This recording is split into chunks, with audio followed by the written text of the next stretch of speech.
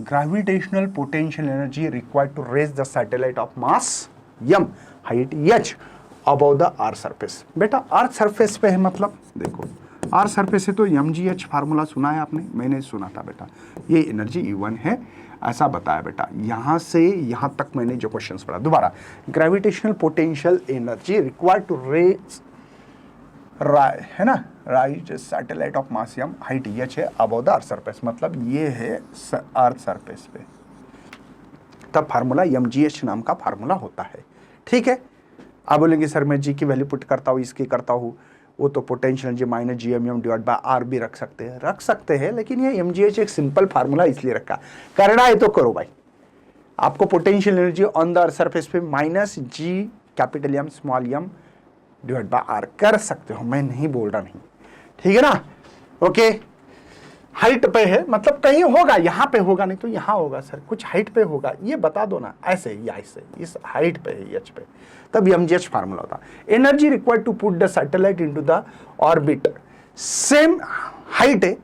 अब देखो मैं थोड़ा सा और एक्सप्लेन करता हूँ, ऑन द सरफेस पे नहीं करते हुए मैं आपको रियलिटी फील करके देने की कोशिश कर। देखो ये अर्थ है बेटा, ठीक है, ये सैटेलाइट कुछ हाइट पे लेके गया हूँ, यहाँ पे h हाइट पे, ये रेडियस ऑफ द अर्थ होता है, पता है आपको, ये अर्थ है बेटा, तब पोटेंशियल एनर्जी mgh थी E1।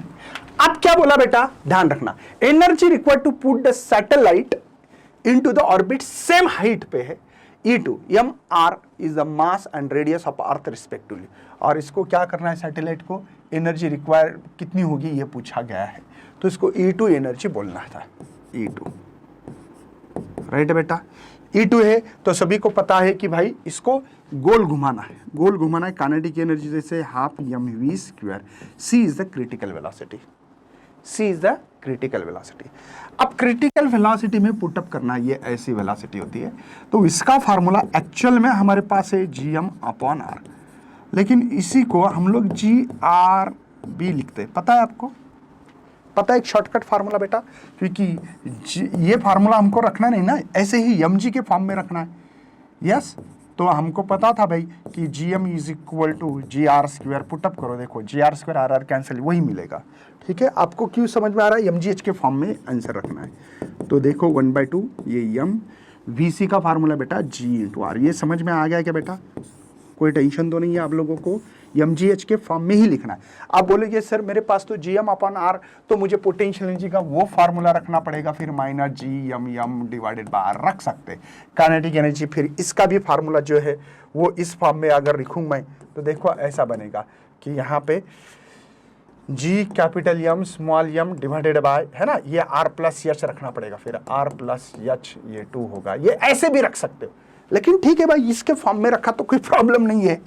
और मेरा मकसद है E1/E2, नहीं तो आप बोलोगे सर मुकेश सर आज तक हमको तो ये फार्मूला बताते रहे, क्या ये नहीं रखने से कोई फायदा नहीं होगा? क्या होगा, 100% होगा, कोई टेंशन मत लेना। तो यहाँ पे E1 जो है भाई वही mgh, ये डायरेक्ट भी फार्मूला आपको याद रहा तो बहुत बढ़िया हो जाता है बच्चों, लेकिन ठीक है भाई किसी को याद नहीं तो टेंशन क्यों ली, m से m g से g कैंसिल होगा, तो यहाँ पे मुझे चाहिए था E1/E2, E1 है बेटा, डिवाइड कर दो, ऊपर गया 2h है ना, और ये r 2h/r, मतलब डी ऑप्शंस लग रहा है, देखो क्योंकि ये E1/E2 रखना है तो 2h/r होगा बेटा, 2h/r राइट है, डी ऑप्शन इज करेक्ट है।